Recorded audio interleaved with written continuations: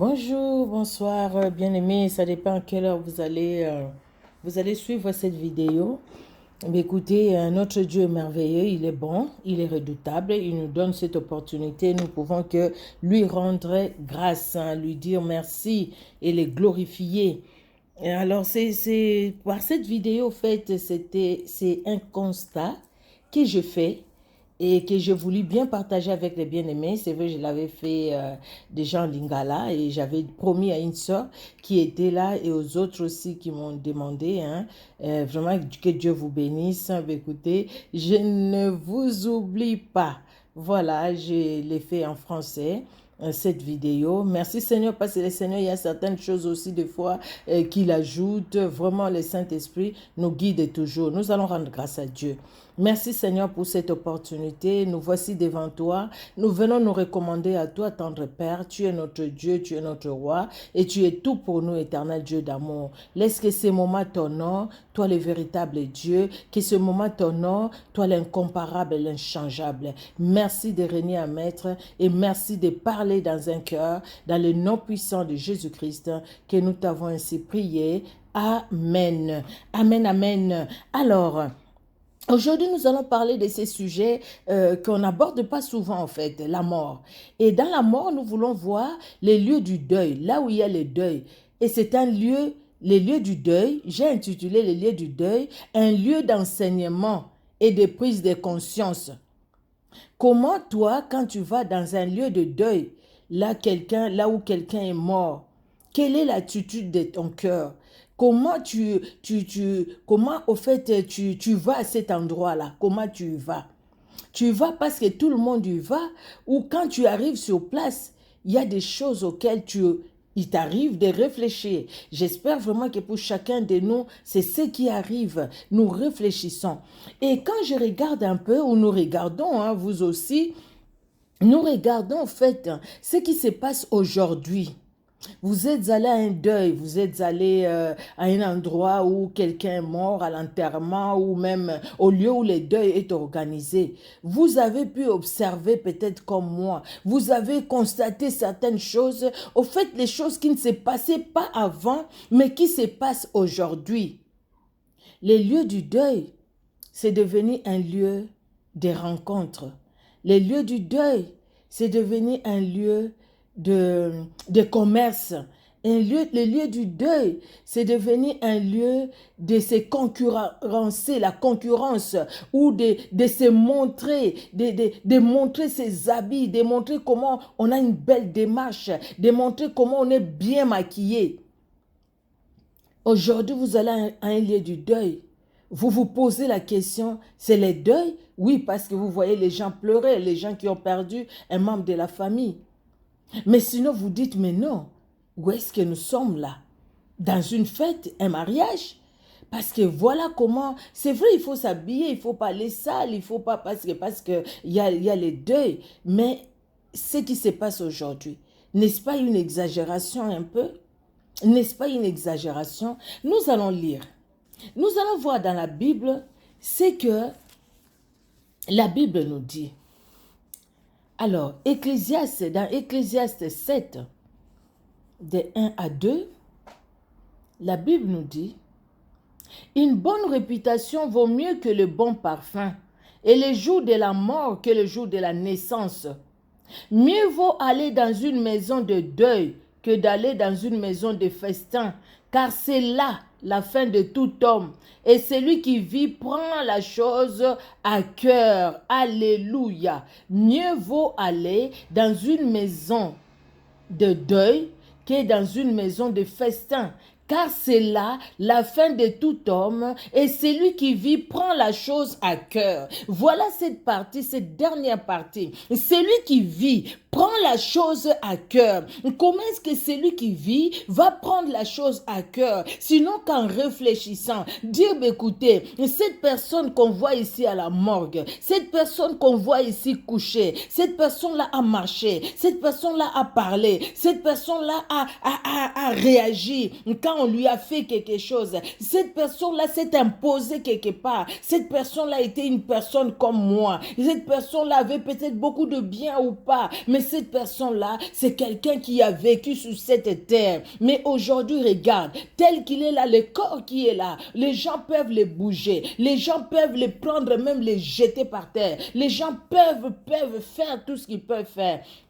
Il ne va pas réagir. Donc, réfléchir et dire, écoutez, aujourd'hui, lui, quand je vois cette personne qui est là dans son cercueil, ou cette personne-là, oui, qui est dans son cercueil, ou les gens qui rentrent même dans les chambres mortuaires, qui voient, au fait, comment le corps est étalé. On se pose la question. On doit se poser la question. Mais aujourd'hui, regarde le corps humain. Et, écoutez, la Bible dit, c'est lui qui vit, prends la chose à cœur. Oui, prends la chose à cœur pour dire à quoi ça sert maintenant que je suis sur cette terre de pouvoir me vanter, d'être orgueilleux ou orgueilleuse. À quoi ça sert pendant que je suis sur cette terre d'haïr les autres, de calomnier les autres, de médire sur les autres. À quoi ça va servir tout ça si je sais qu'à la fin, voilà comment je vais finir. Vous voyez, c'est lui qui vit, prend la chose à cœur. Et c'est dire aussi, lui il est parti. Je ne sais pas sa vie, ce qu'a été sa vie sur la terre. Parce que bon, on ne voit pas tout de l'homme, ce qui est caché, on ne le voit pas. Mais aujourd'hui, si moi, ça m'arrivait, quel sera le sort de mon âme après ma vie sur la terre? Ça, c'est très important. Sur la terre, j'ai une vie. Sur la terre, oui, je marche, je parle, j'agis, je mange, je me déplace. Sur la vie, sur cette terre où je suis. Mais les jours où je ne serai plus de cette terre, mon âme sera où?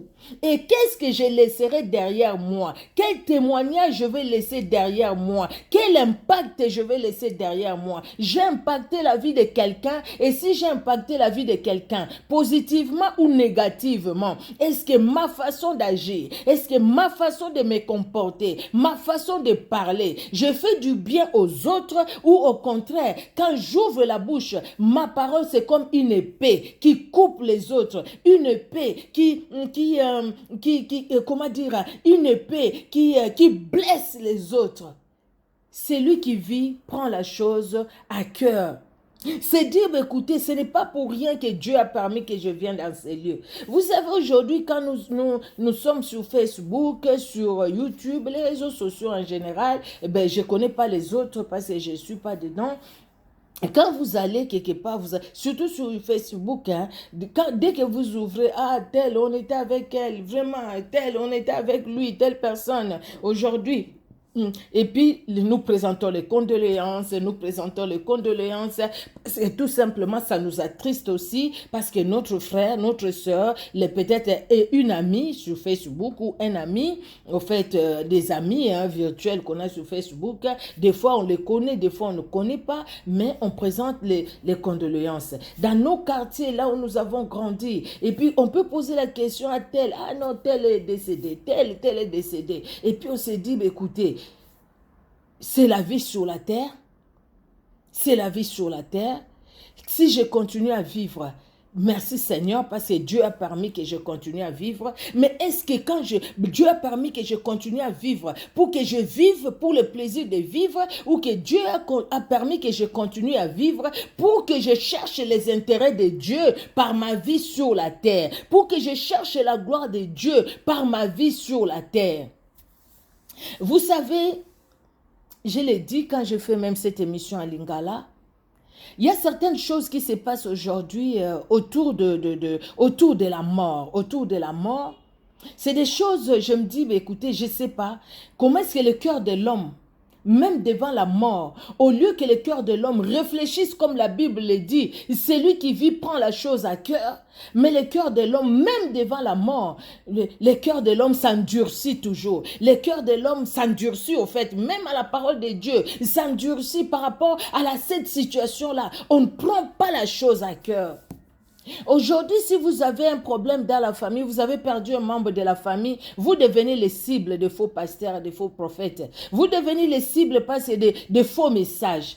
Les gens viendront. peut-être des personnes que vous connaissez ou même pas, des pasteurs, des prophètes, qui vous diront, ah non, il faut s'aimer, ah non, il faut renverser les autels. Les autels de la mort, il faut les renverser. Oui, c'est vrai, il faut renverser les autels de la mort. Oui, il faut soutenir l'œuvre de Dieu. Oui, non, il faut donner l'offrande. Il faut faire ceci. Oh non, sinon, je vois, l'esprit de mort est là. L'esprit de mort sur qui dans votre famille. L'esprit de mort est là. Vous savez, au fait, c'est comme si dans une famille, les gens perdent un membre de la famille, ces gens-là sont déjà faibles, ces gens-là sont tristes, ces gens-là, ils ont perdu quelqu'un de très important dans la famille, donc c'est les gens à consoler. Mais au lieu d'aller consoler ces personnes, au lieu que les gens aillent consoler ceux qui sont en peine pour la perte d'un être cher dans leur famille, qu'est-ce qu'ils font?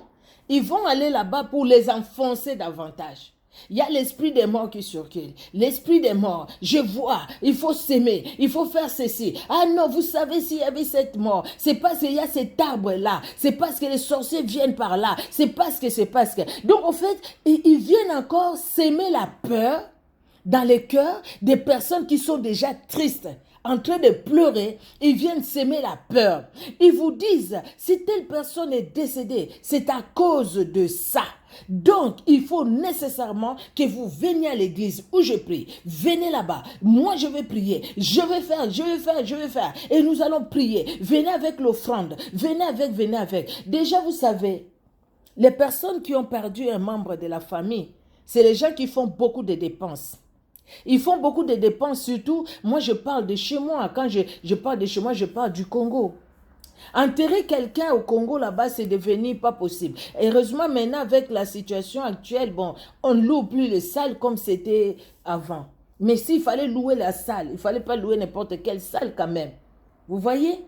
Vous louez la salle, les cercueils, l'endroit il faut enterrer. C'est vraiment compliqué. Il faut avoir des moyens. Et ces gens-là qui ont besoin peut-être d'un soutien financier, d'un soutien matériel, moral, spirituel par la prière, ces gens-là qui ont besoin de ces soutiens-là, au lieu que nous puissions les soutenir ou que vous puissiez les soutenir, vous allez, vous qui les faites, vous allez pour les décourager, pour les enfoncer encore, avec des messages, avec des prophéties, des fois qui ne viennent pas de Dieu, au fait. Des fois qui ne viennent pas de Dieu.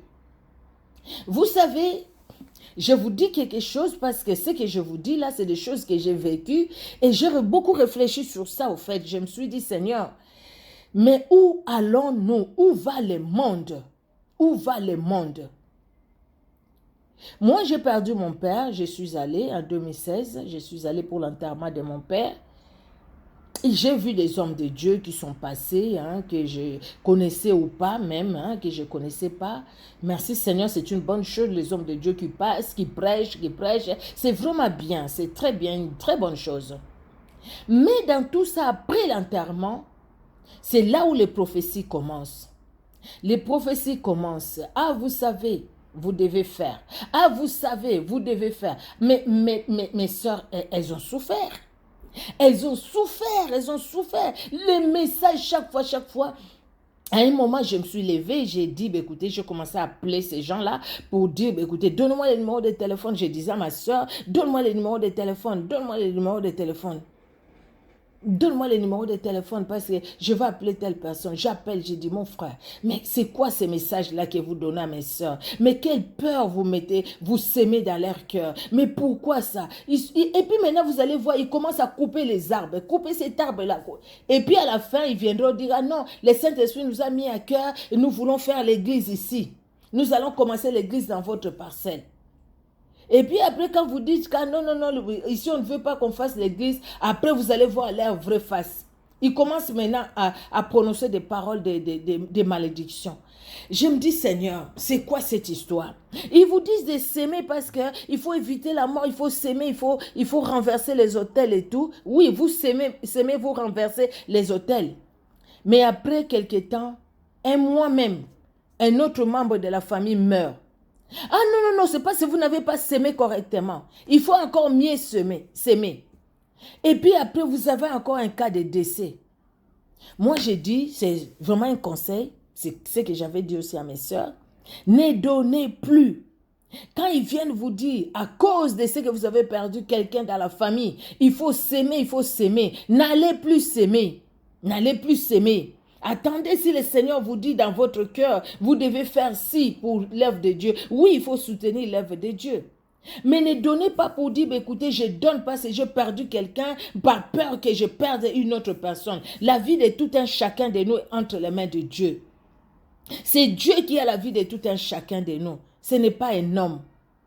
Ces histoires-là, ça a provoqué encore les arrêts cardiaques et les morts de certaines personnes, tout simplement parce qu'ils recevaient toujours des messages de peur, et à un moment, les gens sont tombés dans la peur à tel point que, au final, la personne va perdre la confiance en Dieu, et plus il va perdre la confiance en Dieu, la personne, quelque part, il met sa confiance dans les prophètes, dans les pasteurs qui viennent lui donner des messages.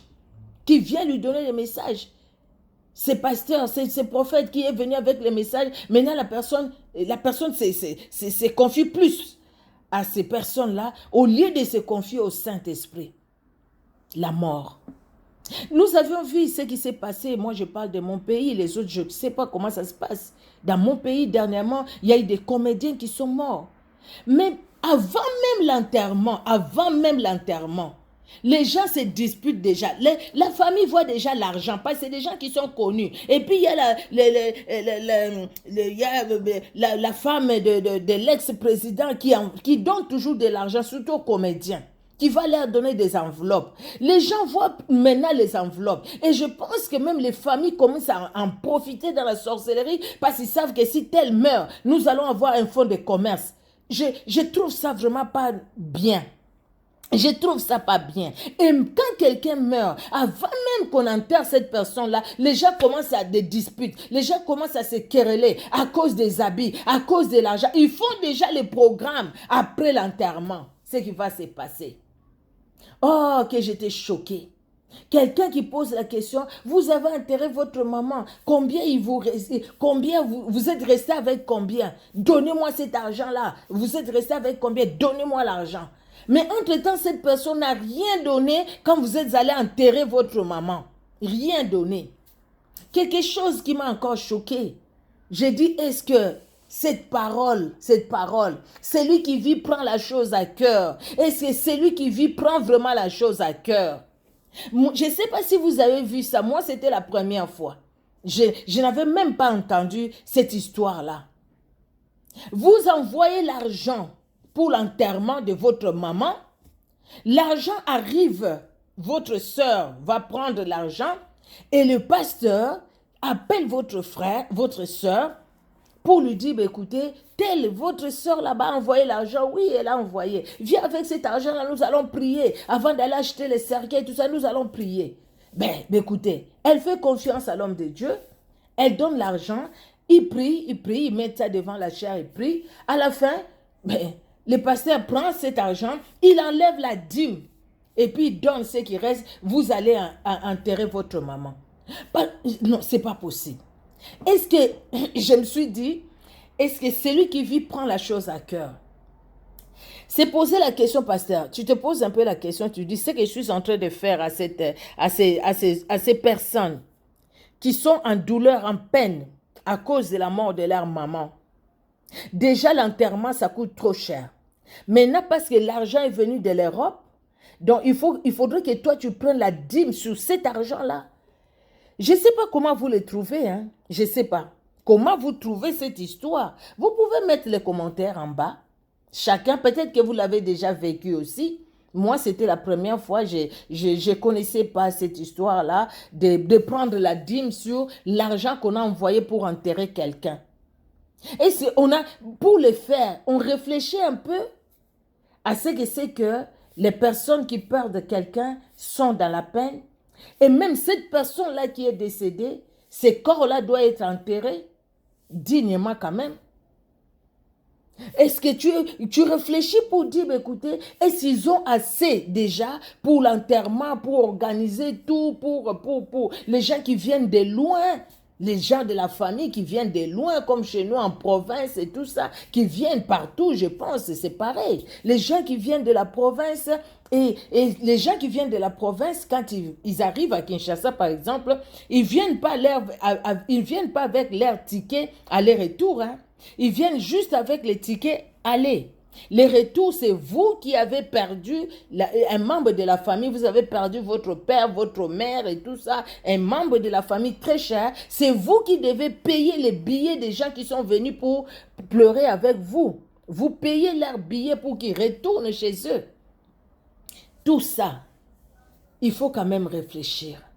J'ai été choquée de voir une jeune fille très belle. Elle prend une photo, très bien habillée, très bien maquillée, avec de contouring et tout, très très bien. Elle prend une photo devant un cercueil où on voyait même les corps dedans. Et puis elle pose la question, elle a posté la photo sur Facebook, peut-être que vous avez vu ça. Et puis elle dit, mes amis, bonjour mes amis, comment vous me trouvez? Je suis au deuil de ma belle-sœur. Même si tu n'aimais pas la belle-sœur, tu ne peux pas aller jusqu'à ces points. Donc, prendre la photo avec les cercueils, les corps dedans, on voit les corps dedans. Et puis, les gens vraiment l'ont traité de sorcière. Les gens ont témoigné. Non, pas témoigné, mais les gens ont commenté, j'allais dire. Ils l'ont traité de tous les mots, cette fille-là. C'est des choses qui ne se faisaient pas avant, mais des choses qui se font aujourd'hui. C'est comme si aujourd'hui, moi, j'ai constaté, les gens qui perdent un membre de la famille, c'est eux qui sont en peine.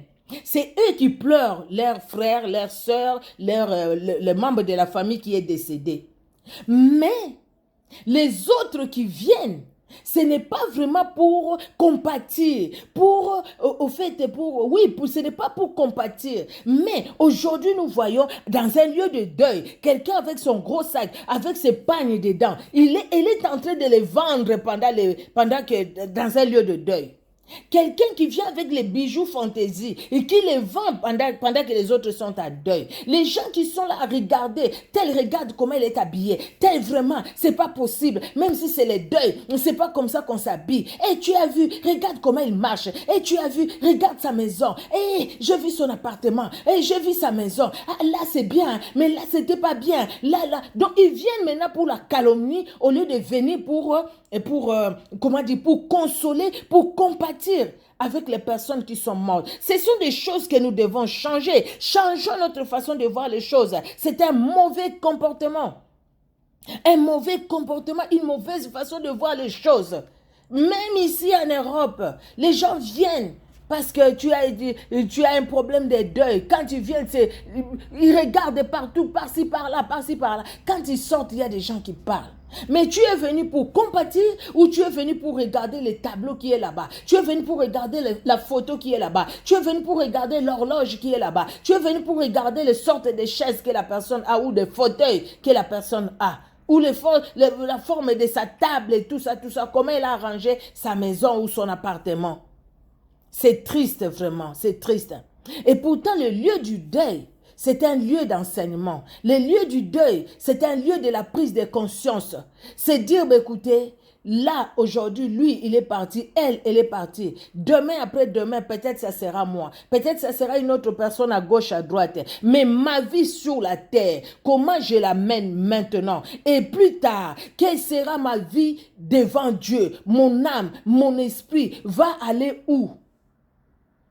Et après les jugements, je serai avec Christ ou je ne serai pas avec Christ. Prendre conscience et se dire que la vie sur la terre, elle est courte. Elle est courte, la vie sur la terre. Donc pendant que je vis, je dois tout faire pour chercher la gloire de Dieu. Tout ce que moi je peux faire, mais que je cherche la gloire de Dieu. Vous savez, il y a quelqu'un dans la Bible, lui, il avait vraiment compris. Il avait compris. C'est l'homme selon le cœur de Dieu. Vous voyez, quand je parle de l'homme selon le cœur de Dieu, c'est David. David le dit dans 2 Samuel 12, 23. 2 Samuel 12, 23. Voilà. Maintenant qu'il est mort, pourquoi générais-je? Puis-je le faire revenir? j'irai vers lui, mais il ne reviendra pas vers moi. C'est quand l'enfant qui est né de lui et de Bathsheba était malade, il priait, il gênait, et quand cet enfant est décédé, il a demandé à manger, il a mangé, mais le problème, c'est pas parce qu'il a demandé à manger, c'est normal qu'on mange, hein. Les gens qui sont en deuil, les gens mangent, hein. Ce n'est plus comme avant où les gens disaient, je mange pas, mais les gens mangent. Mais le grand problème, c'est cette phrase qu'il va dire, il dit, lui ne viendra plus vers moi, mais moi j'irai vers lui. Donc, c'est-à-dire, cette personne qui est morte ne va plus revenir vers nous, mais nous devons nous préparer parce que nous allons aller vers là-bas. Nous allons aller de l'autre côté. Mais lui ne reviendra plus vers nous. La personne qui est morte, la personne est morte, la personne est partie. On ne la voit plus. C'est fini, c'est fini. Il n'y a plus de relation entre le vivant et les morts. La personne est partie. Mais maintenant, David les comprend pour dire, écoutez, moi qui suis resté, c'est moi qui dois me préparer. Moi qui suis resté, quelle est ma vie maintenant par rapport à Dieu? Quand nous regardons la vie de David, vraiment Dieu connaît toutes choses. Quand il a dit à David, l'homme selon mon cœur, qui va accomplir mes volontés. J'ai trouvé David, fils d'Isaïe. Le Seigneur les connaissait. Dieu connaissait les fonds de David. Il avait mal fait avec la femme d'Uri, mais il n'a pas répété la même chose. C'est quelqu'un qui a su pardonner. C'est quelqu'un qui avait un grand cœur. Et quand nous refusons de pardonner, avec nos rancunes, avec nos rancœurs et tout, mais si Jésus-Christ revient aujourd'hui, ou si la mort te trouve pendant que Jésus-Christ n'est pas encore revenu, pendant aujourd'hui, demain, après-demain, quelle sera ta vie après? Après cette vie sur la terre, il y a une autre vie. Et cette vie-là, l'âme ne meurt pas. Les corps retournent à la poussière. Les corps retournent à la poussière. La mort est entrée par les péchés. Oui, la mort est entrée par les péchés. Avant cela, il n'y avait pas la mort. La mort est entrée par les péchés parce qu'Adam et Ève ont péché. La mort est entrée. Jésus-Christ est revenu pour nous donner la vie éternelle. La vie de notre âme. La vie de notre âme. Parce que même quand Jésus-Christ reviendra, nous allons vivre éternellement avec Jésus-Christ. Mais pas avec ces corps poussière qui va retourner en poussière. À la qui va retourner qui va redevenir poussière, j'allais dire, excusez-moi. C'est corps qui est poussière, qui retournera à la poussière, qui redeviendra poussière. Mais l'âme qui est immortelle, la Bible nous dit, va revêtir un nouveau corps. Ça, nous allons vivre l'éternité avec Jésus-Christ. Préparons-nous. Préparons-nous. C'est le temps de nous préparer. C'est le temps de dire, écoutez, le temps, chacun a son temps. Chacun a son temps. Mais le temps, comme Dieu permet que toi et moi, nous soyons encore sur cette terre, faisons l'œuvre de Dieu. Servons Dieu, marchons dans la crainte de Dieu, restaurons la communion avec Dieu. Cherchons toujours à être en communion avec Dieu. Ne cherchons pas à nous éloigner de lui. Et si vous allez dans un lieu de deuil, sachez que dans un lieu de deuil, c'est aussi là où le diable agit beaucoup. Parce qu'il sait que les gens sont faibles. Parce qu'il sait que les gens racontent n'importe quoi des fois. Quand ils se mettent là, ils racontent, ils calomnient, ils la médisance et tout et tout. Le diable aussi agit. Les sorciers viennent. Parce que toutes ces personnes qui vont dans des deuils ou qui sont dans les deuils, nous ne les connaissons pas. Tout le monde peut venir là-bas. J'avais donné un exemple, nous sommes allés parce on avait prière et puis c'était les derniers jours, je pense, on avait jeûné et prière les derniers jours. Une sœur qui faisait l'œuvre de Dieu avec nous, on l'a appelé, écoutez, son mari est décédé, son mari a fait une crise cardiaque, je pense, des choses comme ça, il est mort. Et après, nous avons prié et tout. Nous sommes allés l'accompagner, nous sommes allés avec lui. On arrive là-bas, ils m'ont demandé de prêcher. Celui qui était notre responsable m'a demandé d'apporter la parole. J'ai apporté la parole et pourtant on venait de la prière. Hein. J'ai apporté la parole, mais toutes ces forces qui étaient là, c'était des gens qui font du diamant, des riches avec l'argent, des gens qui font leur commerce dans ces choses, de l'or, des choses comme ça, des gens qui ont vraiment, vraiment l'argent, et même certains politiques étaient là. Ils voient là, j'étais même pas encore mariée. Alors, j'ai apporté la parole et tout ça, tout ça. Une courte exhortation. Après, nous avons prié et tout. Mais quand je suis rentré chez moi, waouh, les flèches, les attaques. J'ai prié toute la nuit. Le lendemain, j'ai demandé aussi aux frères, aux bien-aimés, de me soutenir dans la prière. Ils ont fait ça et puis c'était passé quoi. Donc, nous devons savoir que la personne qui vit doit prendre la chose à cœur. Prendre la chose à cœur, dire, bah, écoutez, là où je suis maintenant sur ce lieu du deuil, le Seigneur m'enseigne. Là, c'est son tour, je dois me préparer. C'est dire aussi, si je suis sur le lieu du deuil, ce n'est pas pour calomnier, ce n'est pas pour vendre je ne sais pas quoi, ce n'est pas pour parler de faire des réunions, mais c'est pour que je puisse compatir avec les personnes et c'est pour que je puisse leur apporter, au fait, c'est que je peux leur apporter un petit sourire, une petite exhortation, un petit, je ne sais pas ce que le Seigneur me donne, si je peux avec un peu d'argent, pourquoi pas? Je l'ai fait. Pour que les personnes-là puissent être, au fait, c'est pas qu'ils seront bien par ce que je fais, mais quelque part, ils vont avoir un petit soulagement de dire, écoutez, il y a des gens qui compatissent. Compatissons, la Bible dit de pleurer avec ceux qui pleurent, de se réjouir avec ceux qui se réjouissent. Ceux qui pleurent, nous, on ne pleure pas avec eux. Nous allons là-bas, c'est plutôt pour critiquer, pour faire. Pleurons avec ceux qui pleurent, réjouissons-nous avec ceux qui se réjouissent. Quand nous sommes dans la joie dans un mariage, réjouissons-nous. Nous sommes dans la joie dans un anniversaire et tout ça, et un enfant qui a eu son bac et tout, sa licence ou je sais pas, son doctorat, ben écoutez, réjouissons-nous. Nous sommes quelque part où quelqu'un a perdu un membre de la famille. Compatissons. Sachons bien aimer. Ce n'est pas parce que nous autres, comme nous sommes en Europe, nous disons, ah là c'est l'Europe, même si on loue une salle, dans une salle tu vois les gens, mais attention, parce que toutes les personnes qui viennent là-bas, même si vous êtes dans une maison d'un serviteur de Dieu, d'une servante de Dieu, mais vous connaissez les voisins, vous connaissez les gens qui vous entendent, vous connaissez les gens que vous avez rencontrés en cours de route. Bien-aimés, restons attachés au Seigneur et que les lieux du deuil soient un lieu d'enseignement. Soyons comme les sages qui vont dans un lieu du deuil. Les sages vont dans un lieu du deuil. Parce qu'il sait que c'est là la fin de toutes choses. La fin de toutes choses. Et les sages réfléchissent. Les sages réfléchissent. Le verset 4. Le verset 4 nous dit, j'avais lu 1 et 2, j'ajoute le verset 4, le cœur des sages est dans la maison de deuil et le cœur des insensés dans la maison de joie. Parce que dans la joie, tu vas juste te réjouir. C'est la joie, c'est la joie, c'est la joie, c'est la joie. Bien que même s'il y a de la joie aussi, les gens qui calomnient ne manquent pas. Là, c'est la joie. Mais dans un lieu de deuil, il faut réfléchir.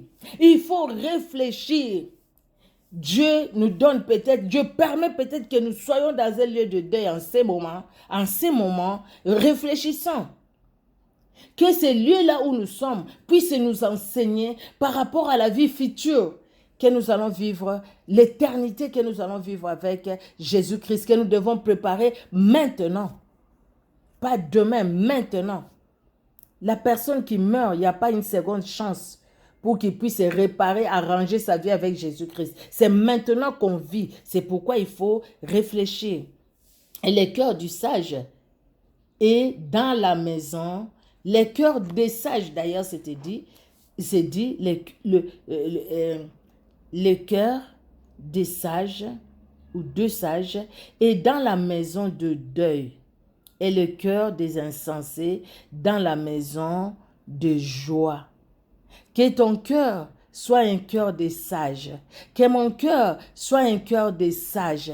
Nous voyons partout où nous passons. Quelqu'un avec qui tu étais, tu as parlé. Après, on peut t'appeler. Cette personne-là est morte. Ah non, il est tombé, il est mort. Ou elle est tombée, elle est morte. Réfléchissons. Préparons-nous à la rencontre de notre Dieu. Jésus-Christ revient bientôt. Jésus-Christ revient bientôt. C'est le temps de la grâce que nous vivons. Et dans ce temps de la grâce, le Seigneur nous parle. Dans ce temps de la grâce, le Seigneur nous enseigne. Par le Saint-Esprit, il nous enseigne.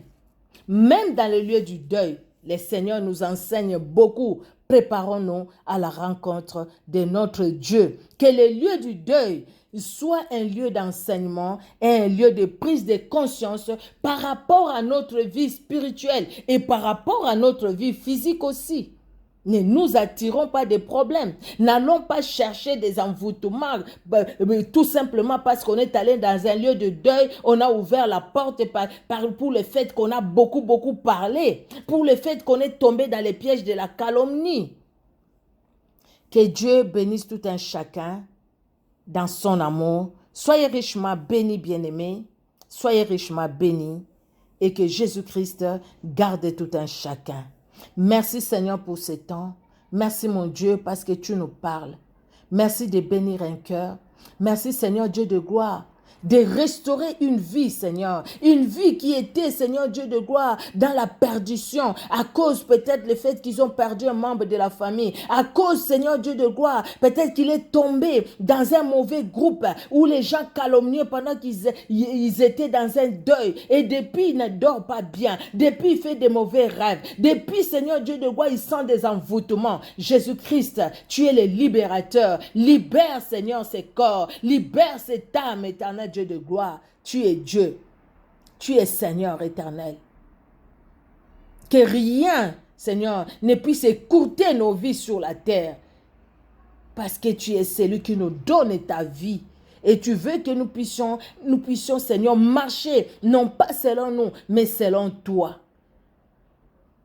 Que nos cœurs puissent réfléchir devant les deuils.